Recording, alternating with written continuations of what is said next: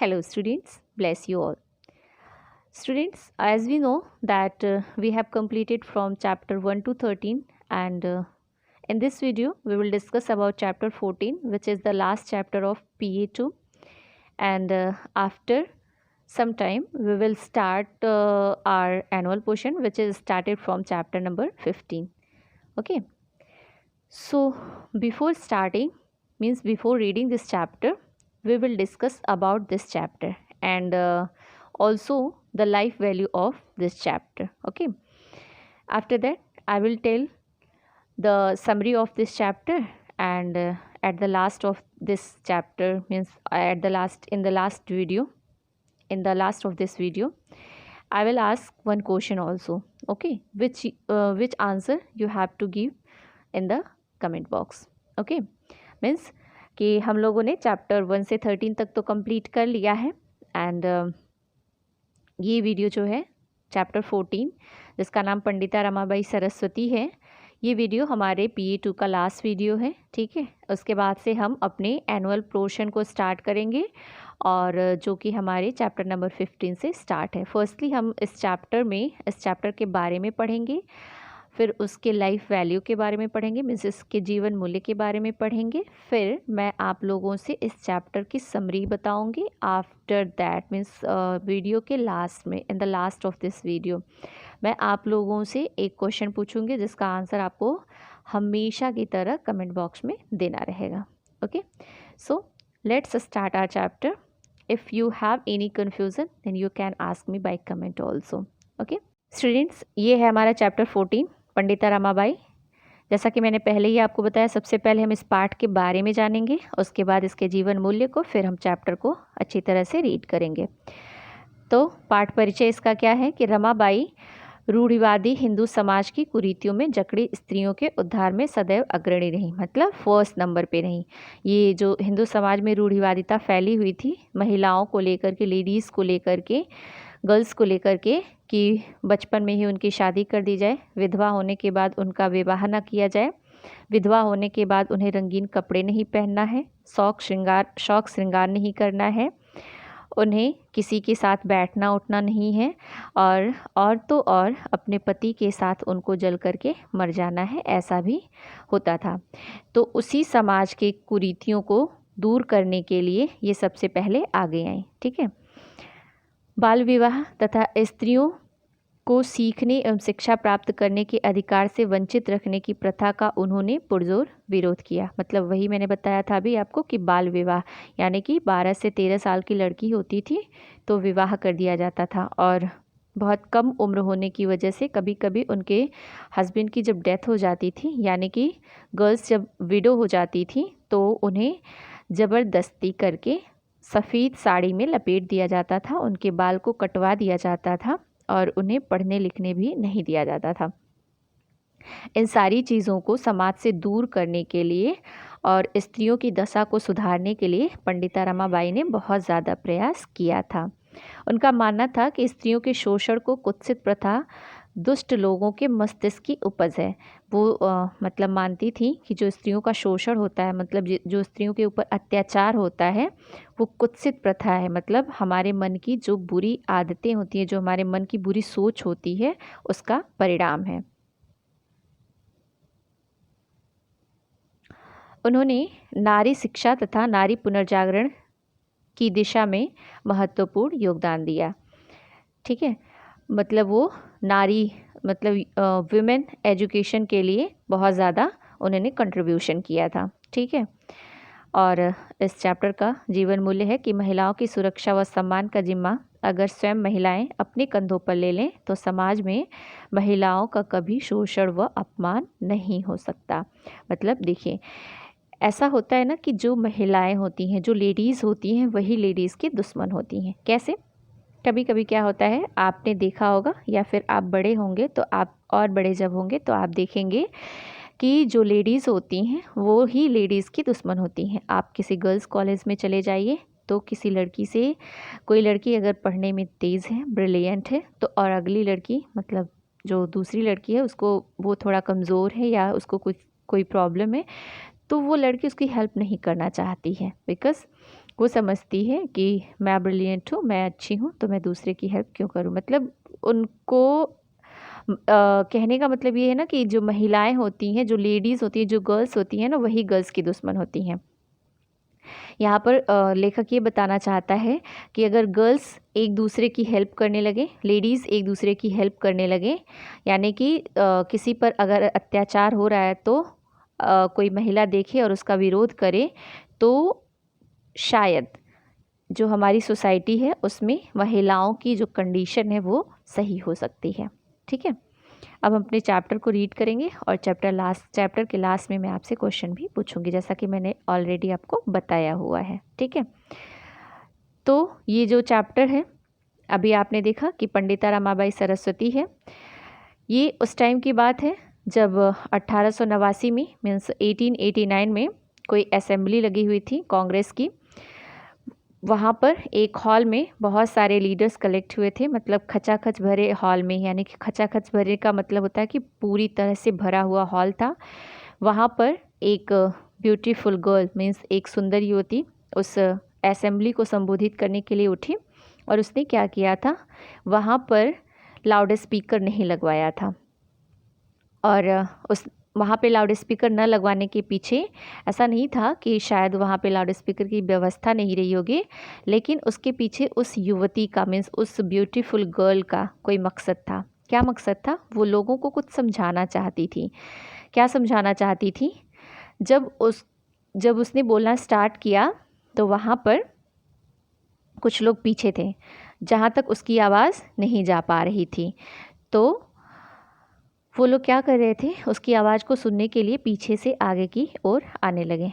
वहीं पर उसने उन्हें टोका और बोला कि भाइयों, मैं आपसे क्षमा चाहती हूँ कि मेरी आवाज़ आप तक नहीं जा पा रही है, लेकिन क्या कभी शताब्दियों से, मतलब पिछले 100 वर्षों से या उसके भी पहले से, क्या कभी आपने किसी महिला की आवाज़ सुनने की कोशिश की? मतलब आज तो मेरी आवाज़ को सुनने के लिए आप पीछे से आगे आ रहे हैं, लेकिन जो आपके घर की महिला है, जो आपके आसपास की महिला है, जो आपके सराउंडिंग्स में महिला है, क्या कभी आपने उन महिलाओं की बात सुनने की कोशिश की? क्या अभी कभी उनके दर्द को सुनने की कोशिश की? क्या कभी उनके पीड़ा को सुनने की कोशिश की? उनकी विशेज़ को जानने की कोशिश की? उनकी फीलिंग्स को समझने की कोशिश की? नहीं। उसने सिर्फ एक ही लाइन का क्वेश्चन पूछा और सभी के सभी जो प्रतिनिधि वहाँ पर थे उनके पास उसके प्रश्नों का कोई उत्तर नहीं था। इस साहसी युवती को अभी और भी बहुत कुछ कहना था, लेकिन इसने कुछ एक ही वाक्य बोला कि सबकी बोलती बंद हो गई, यानी कि किसी के पास कोई उत्तर ही नहीं था। और इस युवती का नाम, जैसा कि आप पहले ही मैंने बता दिया है, आप जान चुके हैं कि उसका नाम पंडिता रमाबाई था। उस दिन तक स्त्रियों ने कांग्रेस के अधिवेशनों में शायद ही कभी भाग लिया हो। पंडिता रमाबाई के प्रयास से 1889 के उस अधिवेशन में 9 महिला प्रतिनिधि सम्मिलित हुई थी, यानी कि शायद लेखक ने जब लिखना स्टार्ट किया, या लेखक को जितना पता है उसके अनुसार, जिस दिन ये उस असेंबली हॉल में बोल रही थी उसके पहले शायद मीन्स लेखक को कन्फर्म नहीं है, लेकिन शायद किसी महिला ने किसी अधिवेशन में पार्टिसिपेट किया था। फर्स्ट टाइम 9 महिलाओं के साथ पंडिता रमाबाई ने उस असेंबली में पार्टिसिपेट किया था। वे एक मूक प्रतिनिधि नहीं बन सकती थी। मूक मीन्स होता है जो बोल नहीं पाता है, मतलब वो चुप रहने वाली महिलाओं में से नहीं थी। विधवाओं का सिर मुंडवाए जाने की प्रथा के विरोध में रखे गए प्रस्ताव पर उन्होंने जोरदार भाषण दिया। आप इस पंडाल में अभिव्यक्ति की स्वतंत्रता के लिए चीख चिल्ला रहे हैं, तब आप अपने परिवारों में वैसी ही स्वतंत्रता महिलाओं को क्यों नहीं देते हैं? आप किसी महिला को उसके विधवा होते ही कुरूप और दूसरों पर निर्भर होने के लिए क्यों विवश करते हैं? क्या कोई विधुर भी ऐसा करता है? विधुर मीन्स होता है जिसकी पत्नी मर गई हो, और विधवा मीन्स होता है जिसका पति मर गया हो। ठीक है, उसे तो अपनी इच्छा के अनुसार जीने की स्वतंत्रता है, तब स्त्रियों को वैसी स्वतंत्रता क्यों नहीं मिलती? इनके कहने का मतलब ये था कि जब किसी पुरुष की स्त्री मर जाती है, मीन्स जब कोई पुरुष विधुर हो जाता है, तो वो तो जीन्स और पैंट पहनना नहीं छोड़ता है, वो तो कलरफुल कपड़े पहनना नहीं छोड़ता है, उसके बाल तो नहीं मुंडवाए जाते हैं। अगर वो परफ्यूम लगा रहा है या अपने आप को सजा संवार रहा है तो उस पर तो रोक नहीं होता है। तो फिर लेडीज़ के लिए ये पाबंदी क्यों होती है, उन पे ये रोक टोक क्यों लगाया जाता है? उनको भी नहीं करना चाहिए, उनको भी रंगीन कपड़े पहनने देना चाहिए, उनके भी बाल नहीं मुंडवाने देना चाहिए, उनको भी ज़बरदस्ती वाइट साड़ी में नहीं लपेटना चाहिए। इनके कहने का मतलब ये था। निश्चित रूप से कहा जा सकता है कि पंडिता रमाबाई ने भारत में नारी मुक्ति आंदोलन की नींव डाली। मतलब लेखक कह रहा है कि भारत में जो नारी मुक्ति आंदोलन यानी कि नारियों के ऊपर जो शोषण किया जा रहा था, नींव डालने का मतलब कि फर्स्ट टाइम में इन्होंने ही उसके लिए आवाज़ उठाई थी। और ऐसा वो उनको कहाँ से ये जो साहस उनके अंदर आता था वो कहाँ से आता था? उनके पिता और उनकी माता से।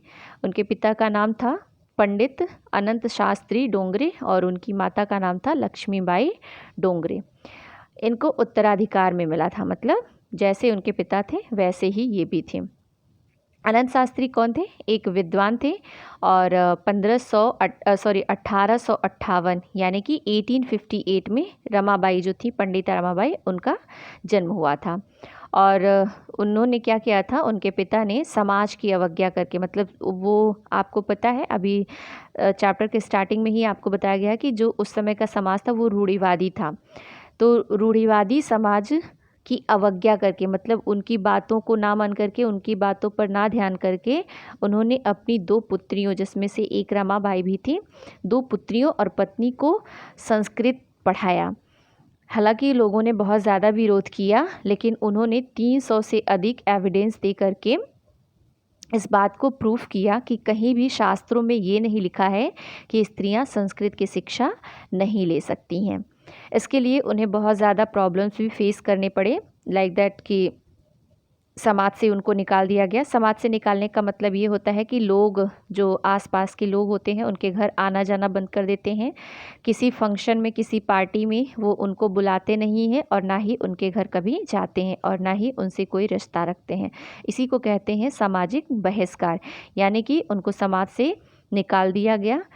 तो भी उन्होंने अपने हौसले को पस्त नहीं होने दिया, मतलब वो हारे नहीं और उन्होंने क्या किया, एक आंध्र प्रदेश के गंगा मूल जंगल में उन्होंने एक आश्रम बनाया। ठीक है, उनकी सारी संपत्ति जो थी, उनकी उदारता, मतलब वो बहुत ही काइंड हार्टेड थे, बहुत ही उदार नेचर के थे।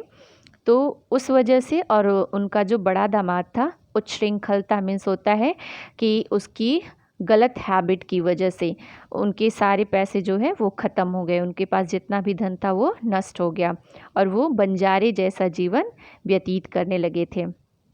वहीं पर वो क्या करते थे, जंगल से घूम घूम कर जंगलों में पुराणों और श्रीमद् भगवत का कथा कहते थे और धार्मिक ग्रंथों का पाठ आदि किया करते थे। उनकी वाणी अच्छी थी, उनकी शैली अच्छी थी, तो श्रोता उन्हें बहुत ही ध्यान से सुनते थे और उसके बदले में वो लोग उन्हें क्या, कुछ पैसे और अनाज दे दिया करते थे, जिससे उनके परिवार का भरण पोषण होता था। ठीक है,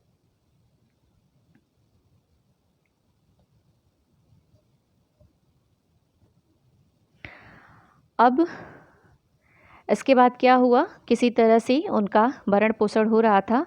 उसके बाद रमाबाई अपने बारे में लिखती हैं, क्या लिखती हैं कि श्रोताओं में 2/3 संख्या महिलाओं की होती थी। मतलब उस टाइम के बारे में बात कर रही हैं कि कहीं भी असेंबली में जाइए, कहीं भी भागवत कथा हो रही है, कहीं भी पुराण हो रहा है, तो वहाँ पर 2/3, मतलब किसी भी चीज़ का 2/3 सेकेंड, मतलब 2/3, 2/3 भाग महिलाओं का होता था। ठीक है, कोई भी प्रवचन होता था तो महिलाएं वहाँ पर खाली हाथ नहीं जाती थी, या कथाकार को कीर्तन करना होता था तो भी वो खाली हाथ नहीं जाती थी, कुछ न कुछ देती थी। पुरुष क्या करते थे, केवल घंटी बजाते थे और नमस्कार करके वहाँ से चले आते थे। इसी प्रकार मंदिरों का आधा खर्च जो होता था ना, वो महिलाओं की उदारता से चलता था। तथा कथित विद्वान लोग महिलाओं को ज्ञान की साधना में बाधक मानते हैं। मतलब कुछ कहे गिने चुने लोग जो होते हैं वो महिलाओं को ज्ञान की साधना में बाधक मानते हैं। अगर ऐसा होता तो मंदिरों का खर्च महिलाओं के बल पर क्यों चलता। क्योंकि महिलाएं ही जाती हैं तो कुछ चढ़ावा चढ़ाती हैं और जिससे मंदिर को डेवलप करने में पंडित लोगों को सहायता मिलती है। आखिर जब उन्हीं की वजह से चल रहा है तो फिर उनको कंट्रोल क्यों किया जाता है, उनको हर जगह रोक टोक क्यों लगाया जाता है। वे महिलाओं को शिक्षा के अधिकार से वंचित रखना चाहते हैं। कितने कृतज्ञ हैं ये लोग, कैसा अन्याय है ये। मतलब वो कहना चाहती हैं कि जो उस समय का समाज था, अभी भी है कुछ जगहों पर, वहाँ पर उस टाइम के लोग बहुत ही कृतज्ञ होते थे, मतलब बहुत ही क्रूवल टाइप के होते थे और बहुत ही ज़्यादा अन्याय करते थे। इसके बाद क्या हुआ कि परिवार 16 वर्ष तक यात्रा करता, मतलब इस तरह से जो पंडिता रमाबाई का परिवार था 16 वर्ष यानी कि 16 ईयर्स तक उनका टाइम ऐसे पास हुआ। फिर यात्रा ने रमाबाई के दृष्टिकोण को व्यापकता प्रदान करने में मदद की। इसके बाद से इन्होंने क्या किया, यात्रा करना शुरू कर दिया, एक देश से दूसरे देश में, एक जगह से दूसरे देश पर जा जा करके लोगों को जागरूक करने लगी। वे बचपन से ही अन्याय सहन नहीं कर पाती थी। एक दिन उन्होंने 9 वर्ष की एक छोटी सी लड़की को उसके पति के शव के साथ भस्म किए जाने से बचाने की चेष्टा की। मैंने आपको स्टार्टिंग में बताया था कि कभी कभी ये होता था कि अगर लड़की कम उम्र में विधवा हो जाती थी तो उसको उसके पति के शव के साथ जलाने की कोशिश भी की जाती थी। तो इन्होंने क्या किया, उसको बचाने की कोशिश की। जब वे 16-17 साल की थी तो उनके माता पिता का निधन हो गया। मीन्स जब ये 16 या 17 ईयर्स की रही होंगे तभी इनके मम्मी पापा की डेथ हो गई। मीन्स इनके माता पिता की डेथ हो गई और उनकी माँ के शव को स्मशान ले जाने वाले केवल 3 लोग ही थे। ऐसे में रमाबाई आगे आई। रमाबाई अर्थी उठाने वाली प्रथम हिंदू महिला हुई। मतलब ऐसा भी माना जाता था कि महिलाएं किसी अर्थी को कांधा नहीं दे सकती हैं, लेकिन उन्होंने इस प्रथा को तोड़ते हुए अपनी माँ के शव को कांधा दिया। दक्षिण भारत के साथ अनेक दुखद स्मृतियां जुड़ी होने के कारण रमाबाई और उनके भाई श्रीनिवास ने उत्तर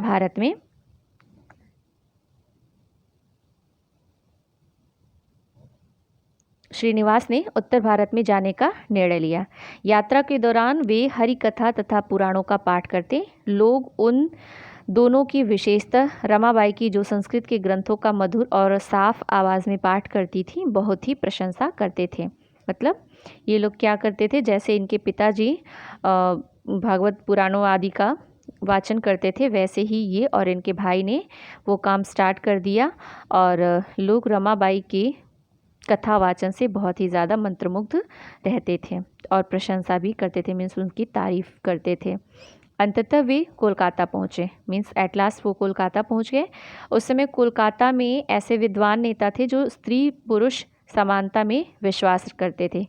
उस टाइम में भी कुछ ऐसी जगहें थी जहाँ पर स्त्रियों को पुरुषों के बराबर समान अधिकार मिलता था। ठीक है।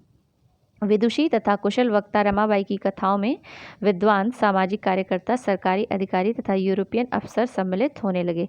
मतलब इनकी भाषा शैली ऐसी होती थी, इनके कहने का स्टाइल ऐसा होता था कि बड़े बड़े लोग इनके भाषणों में, मतलब इनकी कथाओं में सम्मिलित होने लगे, इनके साथ सम्मिलित होने लगे, मतलब आकर के इनकी बातों को सुनने लगे। स्टेट्समैन जैसे अनेक प्रतिष्ठित अखबारों में उनके भाषण प्रकाशित होने लगे।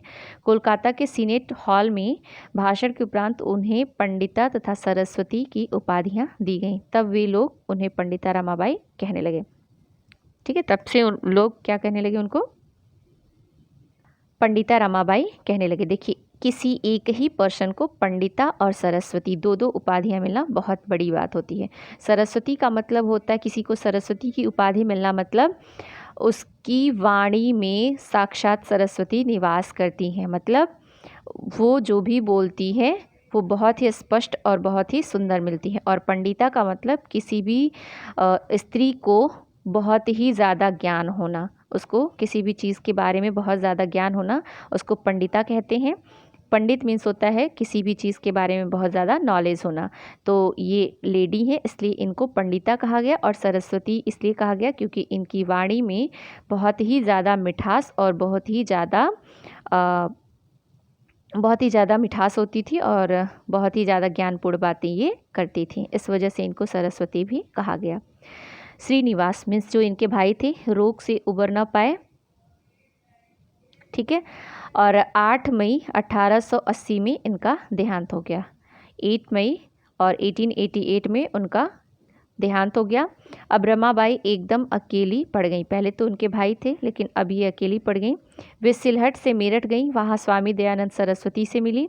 वे शीघ्र ही कोलकाता लौट गईं, जहां उन्होंने निम्न जाति के विद्वान विपिन बिहारी से विवाह किया। कुछ समय बाद उन्होंने एक पुत्री को जन्म दिया जिसका नाम मनोरमा रखा गया।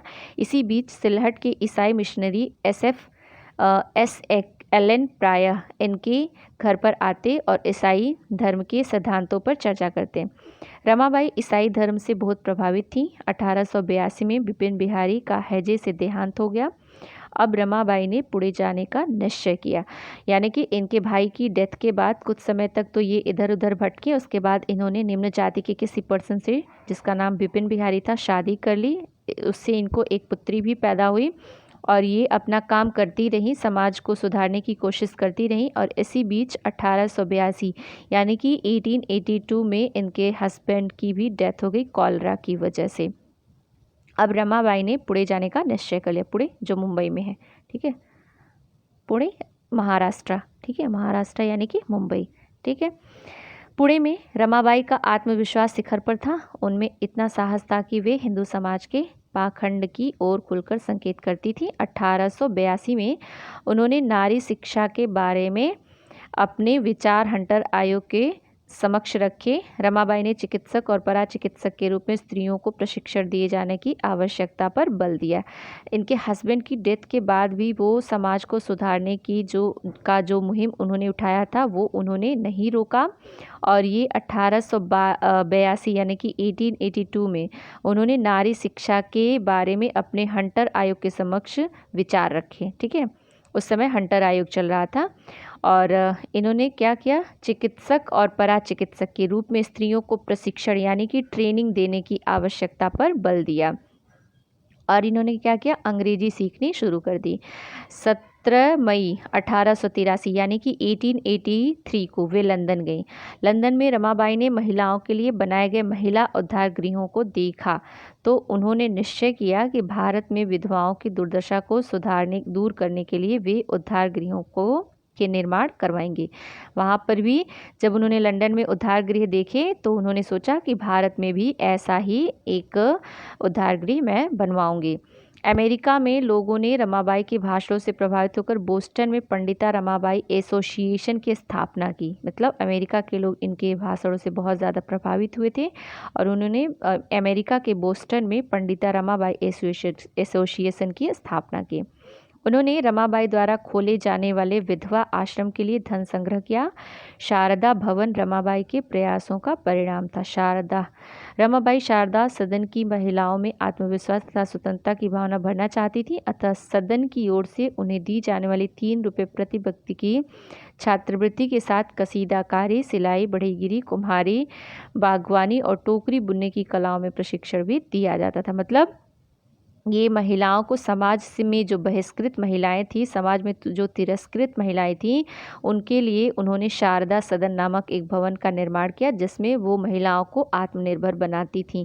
कैसे आत्मनिर्भर बनाती थी? कसीदाकारी से, सिलाई से, बढ़ईगिरी से, कुम्हारी से, बागवानी से और टोकरी आदि बनाने की कलाओं से, ठीक है। इसके बाद इन्होंने क्या किया, जुआखोरी, मदिरापान आदि जैसी बुरी आदतों को नष्ट करने की कुरीतियों पर बहुत ज़्यादा बल दिया। उसके बाद उन्होंने विधवा पुनर्विवाह को प्रोत्साहन दिया। फिर रूढ़िवादी ब्राह्मण समाज के आरोपों से जो आरोप लगते थे उसके आगे उन्होंने घुटने नहीं टेके। उसके बाद पुणे में प्लेग ग्रस्त परिवारों को राहत पहुंचाने के लिए भी उन्होंने क्या किया था, सराहनीय कार्य किया था। और जब पुणे में रूढ़िवादी समाज ने शारदा सदन को बंद करने का भरसक प्रयास किया तो शारदा भवन में कोई भी ऋण तक देने को तैयार नहीं किया। मतलब कुछ विद्वानों ने, कुछ रूढ़िवादी लोगों ने शारदा सदन जो था उसको बंद करने का प्रयास किया। उसके बाद बाकी के लोग जो थे वहाँ पर जो अनुदान दिया जाता था, जो कंट्रीब्यूशन दिया जाता था, उसको देने के लिए मना कर दिया। लेकिन क्या हुआ, रमाबाई पर विषाद छा, मतलब वो दुख से भर गई। उसी समय में इन्होंने अमेरिका में जो पहले भाषण दिया था, अमेरिका के लोग इनसे बहुत ज़्यादा प्रभावित थे। तो एट द टाइम, मतलब उसी समय उस अमेरिका से उनके पास सहायता आ गई, मतलब पैसे आ गए। शीघ्र ही शारदा सदन केड गांव में 15 एकड़ भूमि पर स्वावलंबी संस्था के रूप में खड़ा हो गया। उसके बाद क्या हुआ कि भारतीय लोगों ने उनकी सहायता नहीं की, लेकिन अमेरिका से पैसे की सहायता आई, जिससे उन्होंने शारदा भवन को 15 एकड़ भूमि में खड़ा कर दिया। उस पर पक्के मकान, कृषि फार्म, फलों का उद्यान और हथकरघा इकाई आदि स्थापित हो गए। मतलब सारी जितनी महिलाओं को आत्मनिर्भर बनाने के लिए जितनी भी चीज़ें होनी चाहिए थी वो सब के सब बन गए। स्त्री अधिकारों की प्रवक्ता का देहांत 1922 में हुआ, मीन्स 1922 में हो गया। पंडिता रमाबाई भारतीय स्त्रीत्व की सच्ची आत्मा की प्रतीक थीं। मतलब जो पंडिता रमाबाई थी वो भारत में महिलाओं के उद्धार के लिए सच्ची भारत में महिलाओं के उद्धार के लिए, जिसको कहते हैं सच्ची आत्मा की प्रतीक थी। मतलब पूरे मन से उन्होंने काम किया था, इसीलिए उनको पंडिता और सरस्वती की उपाधि दी गई थी। ठीक है स्टूडेंट्स, तो ये था हमारा चैप्टर। और मैंने आपसे बोला था कि चैप्टर क्लास में मैं आपसे क्वेश्चन पूछूंगी, उसके बाद मैं आपको इसका वर्ड मीनिंग भी बताऊंगी। ठीक है, तो चैप्टर क्वेश्चन है, जीवन के प्रत्येक क्षेत्र में अगर सचमुच स्त्रियों को भागीदारी मिल जाए तो हमारा जो समाज है वो कैसा होगा। ठीक है, इसका आंसर आप ज़रूर देंगे और सोच समझ कर देंगे। कुछ शब्दार्थ हैं, इसको भी हम पढ़ लेते हैं। खचाखच मीन्स बहुत अधिक, कांति में चमकते, प्रयास मीन्स कोशिश चेष्टा, मूक मीन्स चुप, विदुर मीन्स जिसकी पत्नी की मृत्यु हो गई हो, अभ्यस्त मीन्स आदि, अवज्ञा मीन्स विरोध, मीन्स आदि मीन्स होता है हैबिचुअल, विधान मीन्स नियम, बहिष्कार मीन्स विरोध, उदारता मीन्स दया, उच्छृंखलता मीन्स मनमाना व्यवहार, बाधक मीन्स रुकावट, वंचित मीन्स दूर, कृतज्ञ मीन्स जो किया गया उपकार न माने, व्यापकता मीन्स फैलाव विस्तार, निधन मीन्स मृत्यु, दुखद मीन्स दुख देने वाले, स्मृतियाँ मीन्स यादें, प्रतिष्ठित मीन्स जाने माने, उपरांत मीन्स बाद में, पाखंड मीन्स दिखावा, दूरदशा मीन्स बुरी दशा, विषाद मीन्स दुख और कष्ट। ओके, तो ये था हमारा PA2 का लास्ट चैप्टर। और अब हम मिलेंगे नेक्स्ट वीडियो में चैप्टर 15 के साथ में, जो कि हमारा एनुअल पोर्शन का फर्स्ट चैप्टर होगा। ओके, तो मिलते हैं नेक्स्ट वीडियो में, तब तक के लिए keep on study with Sudha ma'am. Okay, bless you all.